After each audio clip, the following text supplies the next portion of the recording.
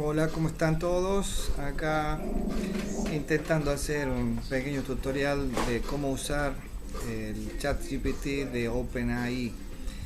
Así que bueno, vamos a arrancar desde el inicio.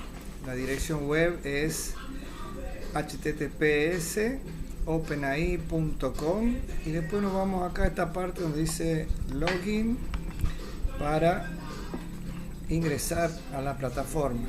Ahí nos va a pedir nuestros datos de registro y una vez que hayamos cumplido con el registro vamos a poder utilizar las funciones que nos proporciona la plataforma de OpenAI. En este caso, como pueden ver ahí en pantalla, yo ya tengo registrado un correo electrónico. Sin embargo, ustedes pueden apretar directamente acá abajo donde dice continuar con Google. Haciendo clic ahí va a aparecer la cuenta que ustedes tengan de correo electrónico registrada. Todo el mundo tiene una cuenta de Gmail por los celulares que utilizamos, así que vamos a seleccionar esa cuenta de uso frecuente para que OpenAI nos identifique. Apretamos continuar y después vamos a poner la contraseña que ingresamos habitualmente en el correo electrónico.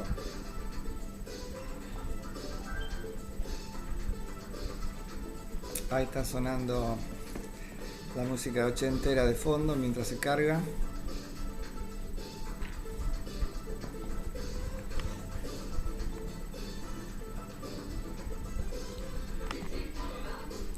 Bueno, una vez que nos aparece el nombre de nuestra cuenta de correo electrónico, le hacemos un clic y siempre hay que tener a mano el teléfono porque utilizando la cuenta de Google es muy probable que nos pida una autenticación de 2 pasos para confirmar que somos nosotros los que estamos intentando acceder a la página con nuestras credenciales de Google. Bueno, en este caso, como están viendo, no nos ha pedido esto de la autenticación de 2 pasos, así que podemos continuar ingresando a la plataforma de OpenAI. Bien, bueno, ahí tenemos tutoriales y ejemplos, pero nosotros vamos a ingresar directamente a poner en práctica el chat.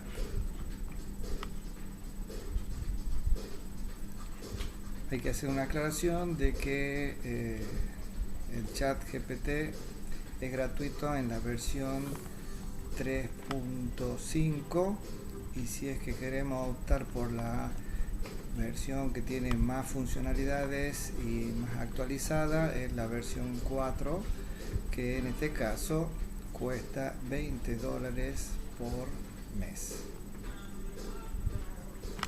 Asistentes.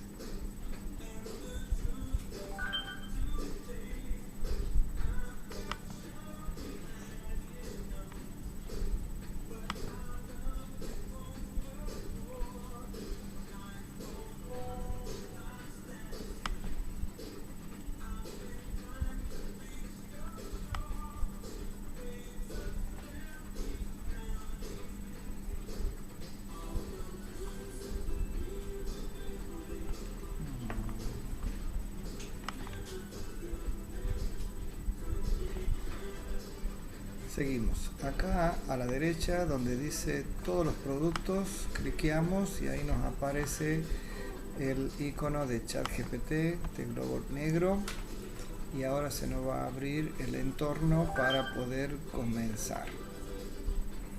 Nuevamente nos pide loguearnos.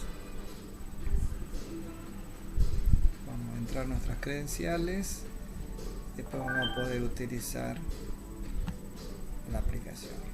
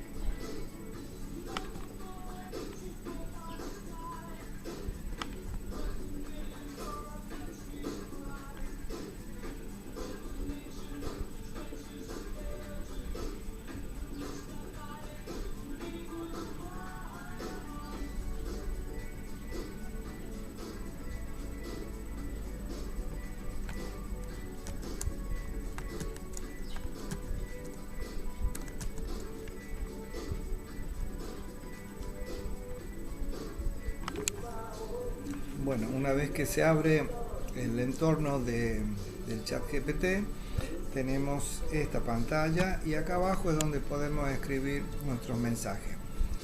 Como ustedes habrán visto en mi presentación anterior, estos chatbots son una forma de conocimiento a través de una inteligencia generativa. Significa que a partir de una grandísima base de datos, las respuestas que nos den son una creación. No es solamente encontrar y traer a nuestra pantalla una respuesta como antes lo podíamos hacer utilizando Google, sino que la inteligencia artificial es la que genera la respuesta con un grado asombroso de exactitud. Sin embargo, siempre hay un margen de error, por lo tanto todo docente debe verificar que las respuestas sean correctas y no una alucinación de la inteligencia artificial. Como para iniciar esta parte de manera práctica, voy a proponerles que veamos de qué manera funciona. Y mi primera instrucción, que en inglés se llama prompt, va a ser decirle al ChatGPT: dime en qué consiste el aprendizaje activo, debiendo darme esta respuesta desde el lugar de un experto en pedagogía. ¿Bien? Entonces, ¿qué es lo que estoy haciendo con esta instrucción? Es circunscribir el tema de la pregunta, pero también establecer cuál es el grado de complejidad de la respuesta. Entonces, si yo no le indico que es un experto, podría darme una respuesta mucho más corta. Al decirle que el lugar desde donde me tiene que responder es el de un experto en el área específica de la pedagogía, yo propongo que la respuesta sea mucho más elevada y completa. Y vemos ahí la respuesta que surge. El aprendizaje activo es un enfoque pedagógico que involucra a los estudiantes de una manera proactiva en su propio proceso de aprendizaje, a diferencia de los métodos más tradicionales. El aprendizaje activo fomenta la participación activa, la reflexión, la aplicación práctica del conocimiento. Y acá hay unos aspectos clave y nos enumera estos aspectos clave. Construcción del conocimiento, enfocándose entonces que los alumnos construyan su propio conocimiento a través de la exploración y la experiencia práctica. La colaboración, para que los estudiantes realicen actividades grupales y proyectos colaborativos. La reflexión metacognitiva, o sea, que ellos sean conscientes de cómo abordan los problemas, cómo aplican la estrategia y cómo están mejorando su comprensión. Eso les hace ser conscientes de su proceso de aprendizaje. Variedad de estrategias de enseñanza, como por ejemplo los estudios de caso, las simulaciones, los aprendizajes basados en problemas, entre otros, etc. Bien, fíjense que tenemos la posibilidad de copiar, ahí tenemos el icono correspondiente. Tenemos la posibilidad de regenerar, es decir, que si esta respuesta no me ha gustado o no me satisface del todo, puedo cliquear y pedir que genere una nueva respuesta. Sería como refrescar y volver a escribir. Y también inclusive tenemos el dislike de la respuesta negativa si es que no nos parece apropiada. A modo de ejemplo y ensayo vamos a poner acá regenerar para que nos dé la nueva respuesta. Regenerar esta respuesta por otra que incluya la metodología docente que se debiera aplicar en las aulas.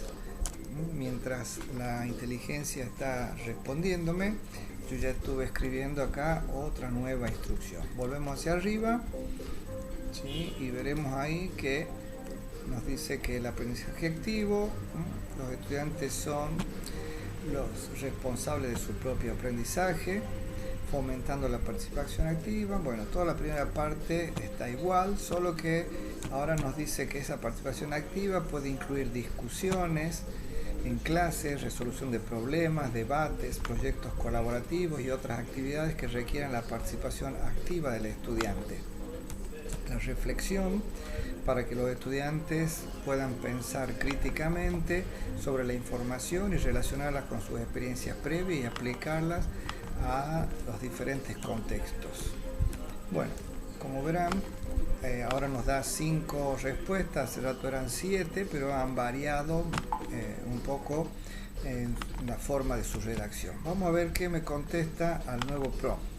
Regenerar esta respuesta por otra que incluya la metodología del docente. Veremos ahora qué nos responde el ChatGPT.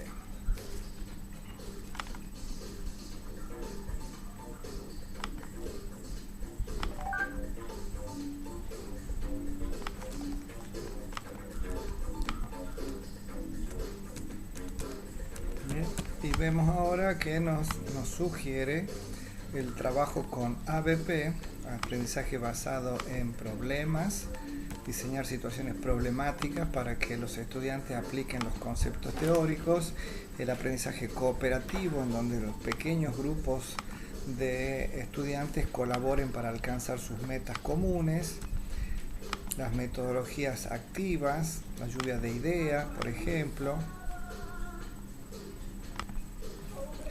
las simulaciones,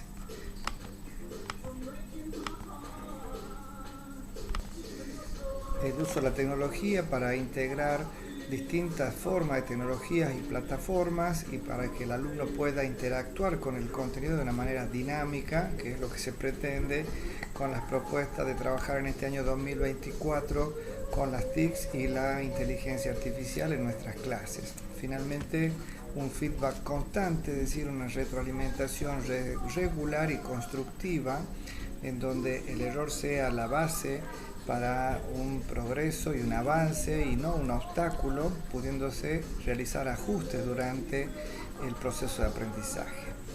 Bien, como verán hasta acá, el chat responde a nuestras inquietudes de manera ordenada, nos da enumeraciones, listas, le podemos pedir tablas, por ejemplo, coloca estas propuestas metodológicas en una tabla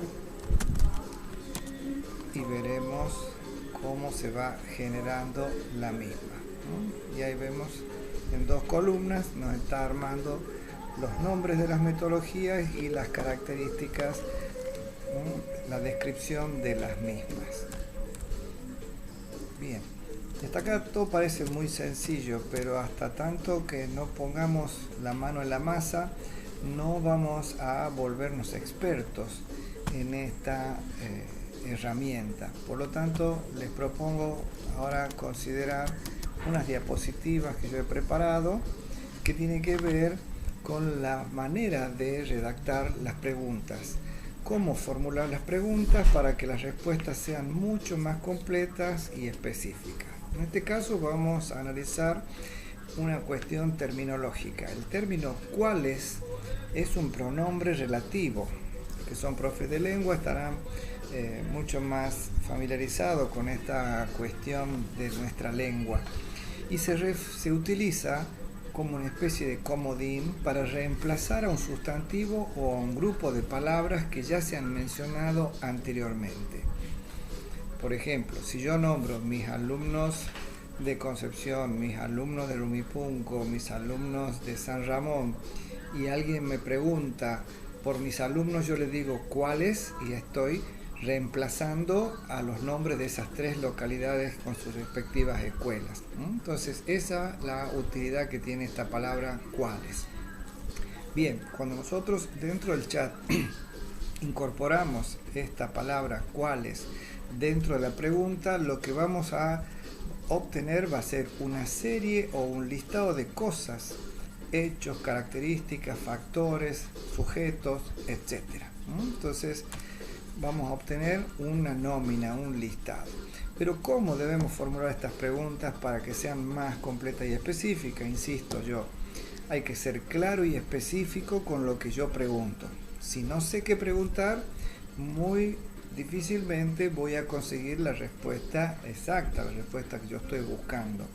Por lo tanto, como desmitificando un poco esta cuestión de las nuevas tecnologías, no es que las inteligencias artificiales van a hacer más tontos a los alumnos y a los profesores, sino por el contrario, para poder hacer preguntas claras y específicas, los docentes deben dominar el conocimiento de su campo específico del saber.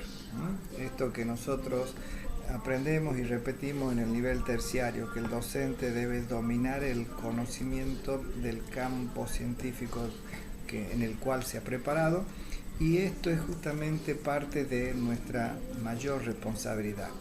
Enseñar a utilizar las IA o las web de inteligencia artificial, hay que enseñar a los alumnos a formular las preguntas correctas. Proporcionar el contexto, es decir, a dónde apunta mi pregunta, a qué área del saber, a qué parte del conocimiento. Me estoy refiriendo a la sociología, a la filosofía. Cuando hablamos de contexto, me puedo referir al contexto temporal en el siglo XVIII, a partir de la Revolución Francesa o después de la Segunda Guerra Mundial, etc. Las preguntas tienen que ser preguntas amplias, en donde no pidamos una respuesta por sí o por no. También podemos dividir las preguntas complejas en partes más pequeñas, de tal forma que si mi idea sobre el tema es compleja, entonces tengo que proponerme fragmentar esa pregunta en tantas partes como sea posible. Podemos utilizar palabras clave que son propias de cada una de las ramas del saber. Por ejemplo, si estoy en el área de la economía, puedo utilizar términos como oferta y demanda, en vez de decir comprador y vendedor. Entonces, utilizando las palabras clave, la pregunta se vuelve más clara y más específica para la IA, y la respuesta va a ser mucho mejor. Como toda actividad nueva, sin duda al principio vamos a ir encontrando algunos obstáculos, algunos errores, pero son producto de la imprecisión de nuestra manera de escribir las preguntas, pero con el tiempo iremos ganando un poco de experticia, así que hay que ser paciente y probar distintas maneras de escribir, hacer distintos enfoques. Y un ejemplo, para los que son profes de historia, ¿cuáles fueron las causas de la Revolución Francesa? Ahí estoy utilizando este pronombre relativo cuáles, y estoy pidiendo entonces que la IA me dé un listado de todas las causas. En cambio, si yo ya conozco de antemano cuáles fueron las causas, puedo preguntar cuáles fueron las más relevantes. Entonces ese universo de respuestas se va a reducir a un grupo más pequeño. Supongamos, si las causas fueron 7 y yo le pido cuáles son las más relevantes, me puede decir 2. Y de esa manera el aspecto social y económico pueden resaltar como los más importantes en este hecho histórico que quiero investigar. O ¿quién fue el primer presidente de Estados Unidos? Ahí estoy pidiendo una respuesta única, un sujeto, un nombre y apellido que identifique a ese primer presidente, etcétera. Avanzamos. Entonces, cuando chatamos con las IA, lo que tenemos que hacer es tener especificidad, o sea que nuestras preguntas tienen que ser específicas y relevantes sobre el tema que yo estoy investigando. Entonces, en vez de preguntar ¿qué ocurrió en la Revolución Francesa?, yo tendría que preguntar cuáles fueron las clases sociales directamente involucradas en el surgimiento de la Revolución Francesa. Y ahí voy a obtener una respuesta mucho más específica y más relevante para este proceso de investigación. Objetividad. Todas las preguntas tienen que ser objetivas y evitar juicios de valor. Entonces, en vez de preguntar quién fue el mejor presidente de los Estados Unidos, tendría que preguntar quién fue el primer presidente, porque preguntar quién fue el mejor implica un juicio de valor y la respuesta, al ser subjetiva, carece de validez, porque la objetividad es la que nos permite trasladar esa respuesta a múltiples otras situaciones o análisis. Podemos utilizar distintas herramientas para introducir el ChatGPT en el aula. Y una de las más sencillas es la de los chatbots, como en el caso que estamos viendo acá en pantalla de Lucía, que es un contacto de WhatsApp al cual se le ha cargado una gran cantidad de documentos e información en formato de texto que permite efectuar preguntas tanto por audio como mensaje escrito y que nos permite obtener resultados claros, cortos y precisos de una extensión relativamente corta, de ahí la virtud de ser de gran utilidad para los estudiantes del nivel secundario que no necesitan tanta extensión. Y para el caso de que ya estemos trabajando con los alumnos del ciclo orientado o con el nivel terciario o superior, ya podemos introducir el uso del ChatGPT 3.5, que es gratuito, o la versión de pago, pagando $20, como decía al principio, porque esto nos va a permitir obtener muchísimo más extensión en las respuestas y la posibilidad inclusive de obtener links a distintas páginas web de donde proviene la información que es devuelta por el chat. Entonces, hablando de vuelta de la materia lengua, vamos a tener que aprender a utilizar correctamente los pronombres relativos dentro de las preguntas que nosotros formulemos. ¿Cuál es el primer hombre en haber alcanzado la condición de presidente? ¿Quién fue el creador de la primera vacuna? ¿Cuándo se descubrió por primera vez las reglas de la física? ¿Cómo es posible que la materia vaya cambiando por distintos estados? ¿Por qué los metales se dilatan con la temperatura? Etcétera. Entonces vamos a ir obteniendo una gran variedad de respuestas sobre temas, personas, lugares, eventos, ideas y causas a partir de nuestras preguntas. Entonces vamos a preguntar por personas, por ejemplo, cuáles fueron los principales líderes de la Revolución Francesa, o si queremos preguntar de lugares, cuáles fueron los principales campos de batalla en la Guerra Civil estadounidense. Si quiero preguntar por eventos, cuáles fueron los principales acontecimientos de la Segunda Guerra Mundial, o si pregunto por ideas, cuáles fueron las principales ideas del Renacimiento. Es decir, que este pronombre relativo cuáles puede acompañarnos en todas y cada una de nuestras preguntas, porque lo que nos está permitiendo es pedirle a la inteligencia artificial una información que va a ser devuelta con una respuesta que contenga listados de personas, lugares, eventos, ideas, temas, etc.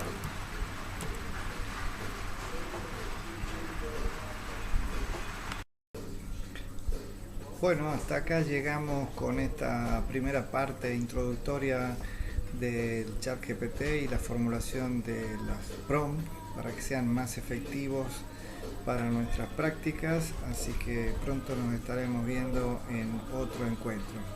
Desde ya, gracias por las consultas y nos estamos viendo. Hasta luego.